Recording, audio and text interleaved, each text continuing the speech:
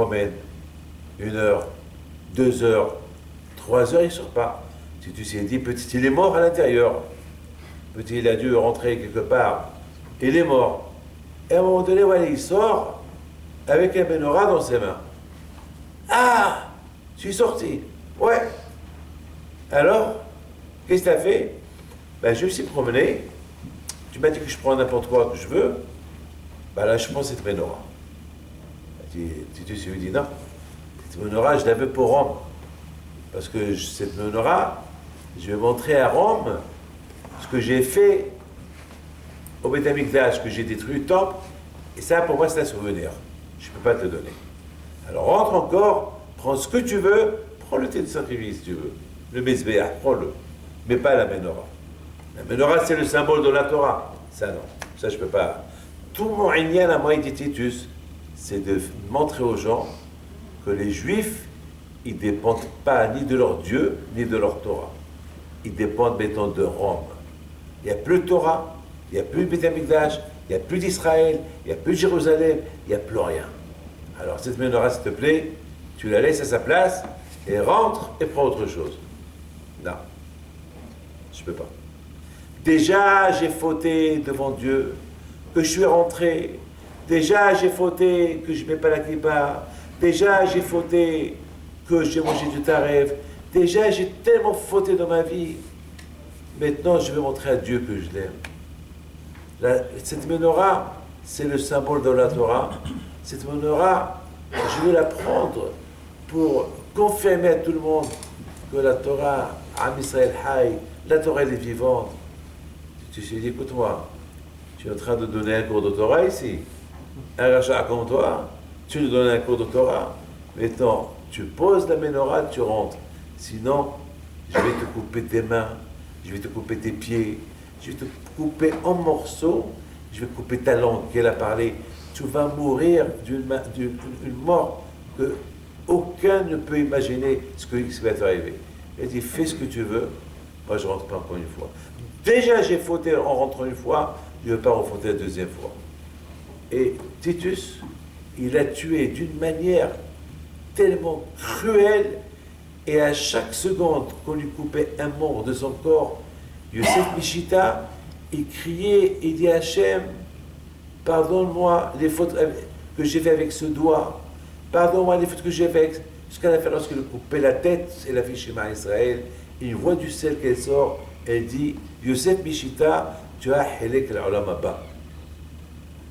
Alors la question se pose, comment un rachat est devenu un tzaddik en rentrant visiter le temple? Il habitait en Israël une éternité, il est né en Israël, il était à Jérusalem certainement. Comment est-ce possible que jamais il a fait Teshuvah? Comment maintenant il fait Teshuvah? Il est rentré, il est sorti, il est rentré rachat, il est sorti de tzaddik. Qu'est-ce qu'il a vu à l'intérieur? Qu'est-ce qu'il a vu à l'intérieur qui l'a poussé à faire Teshuvah? Mes amis, il n'a rien vu. Vous savez qu'est-ce qu'il a vu? Il a prise de conscience. Chacun qui fait Teshuvah, pourquoi le bon Dieu a dit de faire Teshuvah? Quelqu'un qui retourne vers Hachem. Pourquoi c'est Hachem qui a dit retourne vers moi? Non. Celui qui retourne vers Hachem parce que une prise de conscience, c'est tout. Prise de Heshbon Nefesh. Bo Heshbon, Hashor Heshbono Shel Olam. Il faut toujours penser avant de fauter. En fautant, tu vas fauter. Ça, tu as un peu de plaisir et après tu vas regretter. On n'a jamais vu quelqu'un qui a fauté, il a dit hurrah, il était content. Toujours un homme qui faute et regrette après. Mais un homme qui fait une mitzvah, jamais il va regretter parce qu'il a fait. Il va être, au contraire, au départ, il va être dur de la faire. Une fois qu'il a fait, beaucoup de fois, ça nous arrive que le matin, on n'arrive pas à se lever, et on se lève quand même, on fait un peu la tête, on se lève, on vient prier, mais après, on se sent bien. On ne dit pas pourquoi on n'est pas resté au lit. Mais par contre, une avéra qu'on fait, on regrette après. La bataille, Yosef Mishita, prise de conscience, au moment qu'il était en train de se promener à l'intérieur de Beth Amikdash, il voit ce que les Romains vont détruire. Là-dedans, il voit les dernières secondes, la Gdusha du Beth Amikdash. Et c'est la bataille. C'est très... Jamais il est rentré au Beth Amikdash, donc jamais il a su. C'est quoi Hachem? Jamais vous pouvez connaître c'est quoi la Torah si vous n'avez pas goûté la Torah. Si vous n'avez pas goûté la Torah, vous êtes toujours dit à la Torah, mais goûte là. Ta'amou ou. Goûtez là, vous allez voir la différence. Une fois que tu la goûtes, c'est fini. Un enfant, tu lui donnes des bonbons, tu lui donnes des diamants à un enfant, il les prend et les jette. Donne-lui des bonbons, il va les accepter. Et pourquoi pas les diamants? Il ne connaît pas la valeur des diamants. Il va demander à cet enfant, donne-lui les bonbons, il va les jeter, donne-lui les diamants, il va les garder, parce qu'il connaît la valeur des diamants. Tant qu'on ne connaît pas la valeur de la Torah, eh bien la Torah, ou les mitzvot, eh bien on les met de côté. Je vous pose une question, mes amis. Vous savez que ce Shabbat-là, on l'appelle Shabbat Hazon. Ou pas? C'est quoi Hazon? Hazon, c'est une vision. Il y a Shabbat Shuvah, c'est le Shabbat avant Kippour. Il y a Shabbat Agadol, avant Pessah. Il y a Shabbat Nahamous la semaine prochaine, le Shabbat des condoléances. Et le Shabbat, celui-là, avant Shabbat, il s'appelle Shabbat Hazon. Hazon, écoutez bien, Hazon, ça veut dire des visions. Des visions que nos prophètes, ils ont vu, des visions dures pour Am Israël. Des visions très très dures. Jusqu'à la veille de Mashiach, des visions dures. Regardez ce qui se passe aujourd'hui. Des visions tellement dures. Et lorsque tu sais qu'il y a ces visions-là, fais bilan de conscience, fais des chouvas, réveille-toi. Shabbat Hazon. Il va venir. Qu'est-ce qui va se passer? Il va se passer, ça va devenir un jour de fête, un jour férié. Kara alay mo'ed. Quand il va dire, lorsque Mashiach il va venir, le jour de Shabbat va devenir un jour de fête, un jour de simha, de joie. Il y a quelqu'un qui m'a dit tout à l'heure, Rabbi David, c'est vrai, vous pensez que lorsque Mashiach il va venir, ça va devenir un jour de joie? Eh bien, je lui dis, oui. Mais Rabbi David, c'est dur de croire à ça. Je lui dis, qu'est-ce qu'on est aujourd'hui? Il me dit Shabbat. Et qu'est-ce qu'on est aujourd'hui? Ben Shabbat. D'accord, mais quelle date on est aujourd'hui? Tisha B'Av. Aujourd'hui, Shabbat, c'était Tisha B'Av. Et qu'est-ce qu'on a fait? On a bu du vin, on a mangé la viande, on a chanté. Donc, c'est-à-dire que Tisha B'Av, ça va devenir un jour de fête, comme aujourd'hui un Shabbat. Voilà. Mais c'est vrai, Rabbi David, c'est vrai, ah oui. Et de plus, c'est vrai, c'est ça. Mais le Shemashia, il va venir être la simha va être encore plus, et plus, et plus, et plus grande. Et c'est la raison, je veux terminer avec une phrase. Regardez en Syrie, combien les Syriens souffrent aujourd'hui. Regardez un peu dans les États africains, les guerres civiles qu'il y a là-bas, les gens tués, égorgés, brûlés, des villes entières qui brûlent. Alors là, je suis en train, excusez-moi, je suis en train de lire, et je pose la Bannon, les keynotes qui fait, d'une manière qu'il fait tellement bien, et je comprends ce qu'il dit. Ça fait pleurer, hein, lorsqu'on voit ce que nos frères, ils ont souffert il y a quelque temps, ça fait, même hein, il y a de quoi se déchirer les cheveux, les vêtements, ce qu'on a souffert. Je lui dis, David, mais pourquoi pourquoi tu souffres? Et il y a d'autres nations qui souffrent. Regarde ce qui se passe aujourd'hui en Syrie. Regarde ce qui se passe aujourd'hui en Irak. Regarde ce qui se passe au Yémen. Là-bas aussi, ils sont en train de les tuer, de les violer. Regarde ce qu'ils font. Malheureusement, Daesh, maman, c'est pas que je vous parle. C'est terrible ce qui se passe. Alors, quoi, tu es mieux qu'eux? Aussi, mais la question que je pose la question, et je me repose une autre question. Est-ce que toutes les nations qui ont souffert dans leur vie, et qu'aujourd'hui ils n'existent pas, est-ce qu'un jour, ils ont commémoré leur souffrance? Jamais. Écoutez bien la bataille. La Torah, c'est du Emet, on dit en arabe Sah. La Torah, elle a déjà décrit, il nous a avertis de la parashat Behukotai et de la parashat Kitavo, wa alaykum, si vous ne faites pas ça, il va vous arriver. Et la Torah, c'est du Emet. Et Hachem, il nous a dit comme ça, de force, je serai votre roi. même si vous ne voulez pas que je suis votre Dieu, eh bien, bzzz, de force, que tu veux ou tu ne veux pas, je serai, comme par exemple, je suis le père de mes enfants. Si un jour mon fils me dit, papa, je ne veux plus que tu sois papa, je lui dis, Albouk, je lui dis, même si tu ne veux pas que je suis ton père, je suis ton père. Je suis obligé, je suis ton père. Tu ne peux pas dire que je ne suis pas ton père. Non, papa, je ne veux pas que tu sois mon père, ça y est, je t'abandonne. D'accord, tu peux m'abandonner, mais je suis ton père. Même si tu écris, je ne suis pas ton père, je suis ton père. Je suis ton... C'est ce que Hachem nous a dit. Je suis votre Dieu. Que tu le veuilles ou pas, je le suis.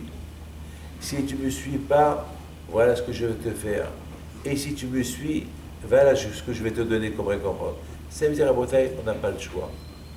On n'a pas le choix. Ça veut dire à Botaï, je m'excuse, je termine, que c'est nous qu'on cherche nos malheurs. Vous avez compris?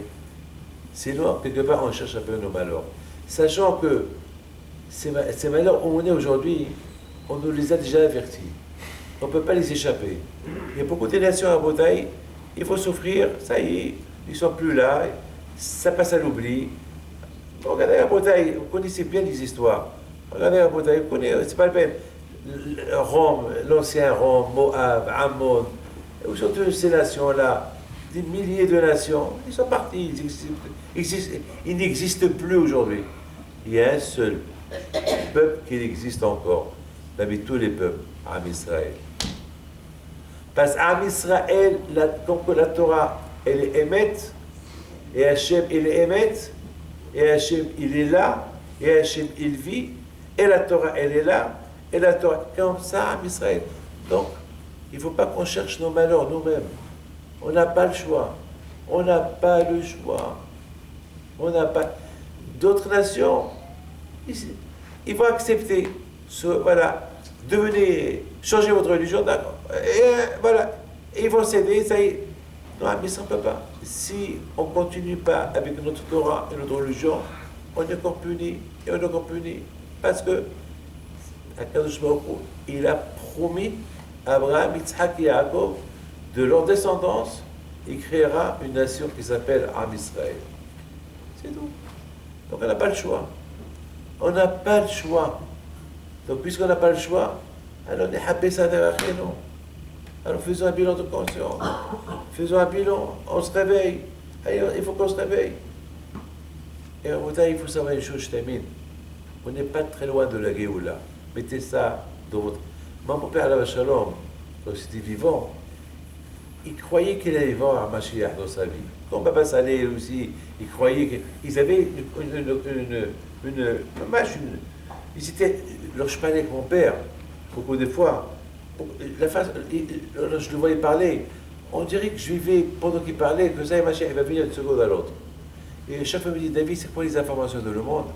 Et je lui dis, papa, il y a ça, il y a ça, il y a ça. Hein?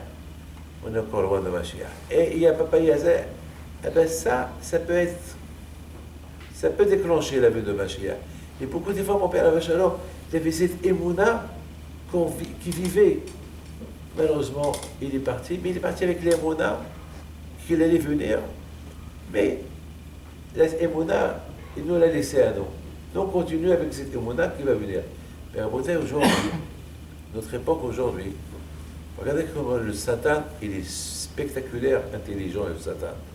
Soudainement, mes amis, maintenant qu'on parle de la Géoula, soudainement, maintenant, on nous parle qu'il y a un autre monde, qui est jumelle, qui ressemble à le nôtre. Et maintenant, on ne sait pas si elle a une vie ou pas. Moi, je dis, il n'y a pas. S'il n'y a pas. Déjà, pour envoyer là-bas un son, ça prend 2500 ans. Le Beth Amikdash, il a été détruit il y a 1947 ans. Ça veut dire à Botaï, toutes ces informations qu'on nous apporte, et pour nous éloigner un peu et nous donner des doutes. Alors, il y a notre Torah, il y a d'autres juifs là-bas. Alors, c'est quoi? Abraham, Yitzhak, Yaakov, ils sont où? Il y a ici, il y a là-bas. Et qui c'est là-bas? Il y a encore un Abraham là-bas. Est-ce qu'il y a des juifs là-bas? Est-ce que Dieu a donné? Hachem Ishmor, avant que Mashiach, il va venir, il va avoir un bilboul à Da'at. À tel point que la Gemara dit, Abiyad Ihdar, ou Abiyad Mahdas. Qu'il zéroute celui qui va voir Mashiach, et qu'il zéroute celui qui ne va pas le voir, parce qu'il va avoir beaucoup de bilboul, il va avoir des guerres. Et à tel point que Hachamim, il vient, il dit une phrase, que le Mashiach ne peut pas venir jusqu'à que toute la génération soit ou tzadikim ou rechaim. Il vient par la Tanya et pose une question, c'est pas possible. Pas possible. Que tout le monde est tzadikim, c'est pas possible d'être toujours des rechaim. Que tout le monde est rechaim, c'est pas possible parce qu'il y a des tzadikim. Alors c'est quoi, le Mashiach ne va pas venir tant qu'il y a... le Mashiach ne va pas venir comme ça. Ou le monde entier rechaim, et il vient par la Tanya et il dit non. Ici on ne parle pas de claloute, ici on ne parle pas en général, ici on parle que chacun, il doit choisir sa voie. Ou il est tzaddik ou il est rachat. Tu ne peux pas être tzaddik et rachat. David Pito, tu ne peux pas être tzaddik et après tu vois des films sales. Non, tu ne peux pas, alors tu es hypocrite. Il faut que tu choisis ou là, à gauche ou à droite. Et c'est chacun de nous, il doit. Et raconter justement aujourd'hui, on vit. Le monde aujourd'hui, c'est znout, il y a la débauche, il y a plein de choses à modèle qui peuvent que détourner la personne de la religion. C'est des hapessa de rachénon. Mais Rabotai, je vous donne parole d'honneur, on n'est pas loin. On n'est pas loin. Moi, je suis convaincu qu'on n'est pas loin. Je vous donne parole d'honneur que chaque fois je me dis, aujourd'hui, peut-être tout à l'heure, parce que Bémet, il est là. Malheureusement, c'est... Il faut... Une trifa impose. Moi, une fois, j'étais en train de parler avec le bon Dieu. On lui parle. Mais vous parlez avec lui. Je vous fais un Hamida. Vous parlez avec Hachem. Oui ou pas? Et une fois j'ai dit à tout le monde, mais chaque juif, lorsqu'on fait la prière, qu'est-ce qu'on fait? Qu'est-ce qu'on fait ici à la synagogue? On prie à Kadosh Baruch Hu. Qu'est-ce qu'on fait là? On parle avec lui. La tefila, je parle avec Hachem. Hachem, c'est votre tifta, et je demande Baruch Ata Hachem. Je demande. Il me répond. Ne croyez pas qu'il ne répond pas à Kadosh Baruch Hu. Il répond. Kadosh Baruch Hu répond avec des signes. Il répond avec tout ce qui se passe dans le monde. C'est ça ses réponses. Tu as besoin de quelque chose, il répond Kadosh Baruch Hu. Mais à nous d'être. Sinon, on est bien connecté à Hachem. On sent les réponses qui nous. À l'époque, il y avait les prophètes qui donnaient les réponses, qui nous apportaient les messages d'Hachem. Aujourd'hui, il n'y a pas de prophète. Les messages d'Hachem, ils viennent avec ce qui se passe dans le monde, c'est ça les messages d'Hachem. C'est comme ça. Une fois, j'étais en train de prier à Kadosh Baruch Hu, j'avais besoin d'argent. Et alors, qu'est-ce qu'il fait à Kadosh Baruch Hu? Il me le donne. Comment il va me donner? Il va m'envoyer un chèque là-haut? Non, il m'envoie quelqu'un, où je lui fais le bracha, et il me les donne. Ouais, c'est comme ça. On est malade. On prie à Kadosh Baruch Hu, il nous apporte un bon médecin pour qu'il nous soigne. C'est ça, il est à côté. Alors, Rabotai, il faut être convaincu, c'est ça, Rabotai, comment chacun de nous, il doit vivre. Demandez à Kadosh Baruch Hu, Hapesa de Rachino Ben Hashuva. Chacun de nous, Rabotai, il doit faire un bilan de conscience. Et c'est ça, Rabotai. On dit toujours, c'est B'ez Hashem, c'est Shabbat, c'est la dernière. C'est vrai, c'est un bon souhait. C'est un très très bon souhait. Mais pour que ce Shabbat soit le dernier Tisha B'Av, il faut que je prenne un bilan parce que, sachant que je ne veux pas accueillir Mashiach si je suis double face, je suis Racha et Tzadik. Alors je sais qu'en faisant ça, j'éloigne sa venue. Alors je fais Teshuvah. Et c'est pas facile la Teshuvah, c'est très dur la Teshuvah. Mais à Copen Rabotai, chacun de nous, il doit faire des efforts. Vous savez, Rabotai, celui qui veut réussir, il faut être convaincu à Etim la Torah, il faut étudier. Hachamim, ils disent, pourquoi Yerushalayim a été détruite, Al-Ozvam Torati, parce qu'ils n'ont pas étudié la Torah. Même la halakha, c'est l'étude de la Torah. Pour être juif, il faut un programme. On croit qu'on connaît tout. C'est pas vrai. On ne connaît rien du tout. On découvre. Avec la halakha, vous avez un scout, vous avez un dayan, un arabe. Dans ce makom kadosh là, il faut en profiter. Il faut profiter le Shabbat pendant la semaine. Il faut en profiter. Il faut beaucoup en profiter.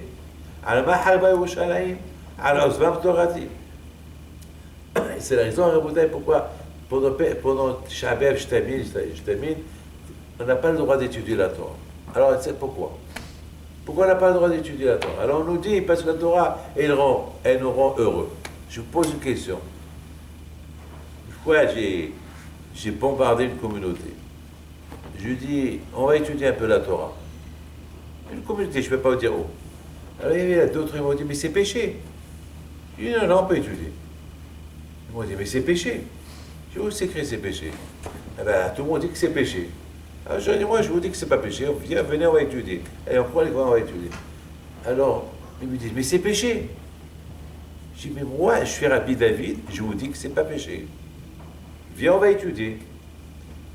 Ah non, non, c'est péché. Je lui dis, moi, tu fais Shabbat? Il me regarde. Non. Et c'est péché. Et c'est péché. Ouais, mais quoi? Mais quoi? Mais quoi? Réponds-moi. Ah, la Torah. De toute façon, jamais tu as étudié la Torah. Tu as bien trouvé une réponse que c'est péché. Mais jamais. La Torah, toujours, c'était péché chez toi de la faire. C'est pas que ce soit que c'est péché. Tout le temps, c'était péché. Alors, qu'est-ce que je suis en train de parler? Vous savez pourquoi c'est péché d'étudier la Torah ce soir? C'est pas parce que la Torah, elle nous rend, elle nous donne la joie. Il y a beaucoup de gens que lorsque tu leur dis, venez étudier la Torah, ils ne veulent même pas étudier. Ils ne veulent même pas, c'est pas... Jamais ils ont été contents d'étudier. Alors pourquoi? Alors, pour ceux que jamais ils étaient contents d'étudier, pourquoi on va pas leur dire, venez étudier un peu la Torah? C'est pourquoi on n'a pas le droit d'étudier la Torah. Parce que les Hachamim, ils veulent que chacun de nous, il prend conscience. David, assis-toi par terre. Après la prière, tu rentres chez toi. Tu veux prendre une Gemara dans ses péchés. D'accord. Tu veux prendre quelque chose dans ses péchés. Pourquoi? Alors je vais réfléchir. Pourquoi?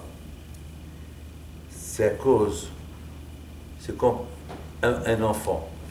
Un enfant qui a fait des bêtises, qu'est-ce qu'on lui dit? Hé David, si tu fais encore une fois cette bêtise, tu ne vas pas manger le chocolat. Je n'ai plus de bonbons. Je t'interdis les bonbons. Il va encore faire la bêtise. David, tu es puni, je ne vais plus te donner des bonbons. Papa, non. Qu'est-ce que je fais pour le punir plus? Je prends les bonbons, je prends le chocolat, je les mets sur la table. Ah, non, tu ne les touches pas. Ils sont là et tu ne les touches pas. Ça, c'est une grande souffrance. Mais tant qu'on a compris que le temple a été détruit à cause qu'on n'a pas étudié la Torah, à cause qu'on n'a pas fait les mitzvot, alors d'accord, alors on va réparer, on va étudier. Non. Non, tu n'as pas le droit d'étudier. C'est ta punition. Tu veux étudier? Fais tes chevaux et après-demain, commence à étudier. Donc, à Bouddha, finalement, si on n'a pas étudié la Torah aujourd'hui parce que c'est péché, c'est pour pouvoir l'étudier après-demain. Alors, même si après-demain, on ne va pas l'étudier, alors c'est comme si c'est Abéab tout le temps. Celui qui n'étudie pas la Torah, c'est alors c'est Abéab. C'est Abéab, c'est rien qu'aujourd'hui, pas demain. Aujourd'hui, on n'étudie pas la Torah parce que c'est Abéab, mais demain, c'est pas Abéab. Demain, je parle après-demain, donc on peut l'étudier. Mais celui qui n'étudie pas, je vais que je vous le dire, que sans Torah, on est aveugle. C'est la Torah qui nous donne la lumière. Mais maintenant, elle est super, la Torah. Donc, être juif, c'est spectaculaire. Être juif, c'est bémet, ça nous donne. Il faut être heureux. Vous savez, il y a une chose qui est certaine, que je termine, hein, voilà, une petite histoire que j'ai lue hier, elle m'a beaucoup donné du moussard. Il y a une femme qui habite à Manchester, une grande sadéquette, elle est décédée. Cette femme-là, elle est décédée il y a quelques années sur rescapée de la Shoah. Toute sa famille ont été tués à la Shoah. Cette femme-là, j'ai oublié son nom, mais elle habitait à Manchester. Mais tout le temps, elle racontait son histoire. Et lorsque ses parents, les Allemands, ils ont pris ses parents, avant de prendre les parents, ils ont pris la fille qui s'appelle Yushika, je sais pas, un nom, Yushika, quelque chose comme ça, ils l'ont donnée à une voisine Goy. Ils ont demandé à la voisine Goy, voilà, si ça ne vous dérange pas, vous la surveillez. Et dans tel et tel endroit, d'autres maisons, il y a une cachette d'argent, ce sera ta récompense. Bon. Chaque jour, elle allait à la maison, il y avait là-bas les Allemands à la maison. Un jour, les Allemands, ils ont quitté la maison des Juifs, et ils sont rentrés, ces Polonais-là, ils ont commencé à fouiller, ils n'ont rien trouvé. Parce que les Allemands, ils ont tout pris. Les Allemands, ils ont cherché la cachette, ils ont pris. Qu'est-ce qu'ils ont fait, ces Polonais? Ils ont jeté la fille dehors. La pauvre la fille, elle se trouve dehors, elle ne sait pas où aller. Perdue. Elle sait que si les Allemands l'attrapent, ils la tuent. Elle ne sait pas où aller. Elle se rappelle qu'il y avait un bunker où elle pouvait se cacher. Elle avance vers le bunker, elle découvre qu'il y avait là-bas les nazis. Parce que les nazis, ils se cachaient dans les bunkers pour attraper les juifs lorsqu'ils vont se sauver. Ah, t'es juif? Elle n'a pas répondu. Comment tu t'appelles? Yoshika. Parce que le nom Yoshika, il peut être et même juif et pas juif. Parce qu'elle n'était pas habillée comme une juive, mais elle a dit, elle n'a pas menti. Elle s'appelle Yoshika. Et où tu habites? Ben, j'habite tel et tel endroit. Et qu'est-ce que tu fais là? Ben, je me suis trompé de rue. Ah bon? Alors, le SS, il dit à notre SS, va avec elle et sois certain qu'elle ne ment pas. Que là où elle habite, ce n'est pas des juifs. Et que ses parents, ils habitent dans cette adresse-là. Maintenant, elle s'est dit, ça y est, c'est fini pour moi. Pour elle, c'est la fin. Parce qu'elle a inventé une adresse, elle ne sait pas où aller, elle trempe, elle marche. Et soudainement, il y a un monsieur qui sort from nowhere, un monsieur qui sort de nulle part. Il dit, hey, Yoshika! Elle lui dit, oui, ça va? Alors, l'Allemand, il lui dit, tu la connais? Bien sûr, c'est ma cousine. Il a lâché. La juive, elle voit le SS partir et se retourne pour voir ce monsieur-là, ce Polonais, il a disparu. Alors elle, cette femme-là, cette rabbinite, elle raconte et dit, c'est qui ce monsieur qui m'a appelé Yoshika? C'est qui? Je ne sais pas c'est qui, mais ce que je sais, que celui qui ne cache pas son identité juive, Menachem, ils vont l'aider pour le sauver. En bataille, c'est ça, Tisha B'Av. Tisha B'Av, c'est le meilleur moment. Tisha B'Av, on est tous en deuil. Tous en deuil. Tout le juif, il est en deuil. Comme on a perdu papa, maman. On a perdu. Il y a beaucoup au Maroc des gens qui se déchiraient les vêtements à Tisha B'Av. Maman, ils se déchiraient. Ils mettaient des cendres sur eux. Ils s'assoient par terre, ils pleurent. Parce que vraiment, on a perdu la Shrina, on a perdu le Beth Amikdash. Le premier, le deuxième, on est encore là. Et Hachem Miskin, il est encore en exil. Akash Baruch Hu, Ad Matei Ozcha Bat Shvi, à travers ça, Akash Baruch Hu, Miskin, il souffre lui aussi. Lui aussi, il va être chez lui. Il va être au Beth Amikdash. Vous croyez que tout le monde se moque de lui? Quel bisionote il a, le bon Dieu. Quel bisionote. Il souffre à Kadosh Baruch Hu. Et c'est justement Rabotai, c'est ça Tisha B'Av.